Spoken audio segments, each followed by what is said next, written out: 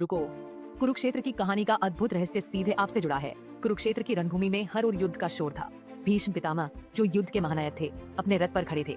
उनकी आंखों में एक अजीब सी चमक थी, जैसे वो जानते हो कि आज कुछ अनहोनी होने वाली है। कौरवों की सेना में हाहाकार मचा हुआ था, क्योंकि भीष्म का सामना करने कोई नहीं आ रहा था। तभी पांडवों की ओर से एक योद्धा आगे बढ़ा। वो था शिखंडी। शिखंडी, जो जन्म से ही एक रहस्यमयी कहानी का पात्र था। उसकी आंखों में प्रतिशोध की ज्वाला थी, क्योंकि वो जानता था कि भीष्म के पतन का कारण वही बनेगा। भीष्म ने शिखंडी को देखा और उनकी आंखों में एक अजीब सी शांति छा गई। उन्होंने अपने धनुष को नीचे कर लिया, क्योंकि वो जानते थे कि शिखंडी का सामना करना उनके धर्म के विरुद्ध है। शिखंडी के पीछे अर्जुन खड़ा था, अपने तीरों की वर्षा के लिए तैयार। अर्जुन ने भीष्म पर तीर चलाए और भीष्म ने बिना प्रतिकार किए उन्हें सहन किया। कौरवों की सेना स्तब्ध थी, क्योंकि उनके महानायक बिना लड़े ही गिर रहे थे। भीष्म का शरीर तीरों से छलनी हो गया, पर उनकी आत्मा शांत थी।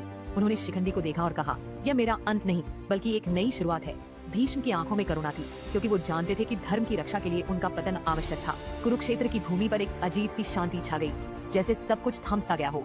भीष्म ने अपनी अंतिम सांसों में अर्जुन को आशीर्वाद दिया और कहा, धर्म की विजय होगी।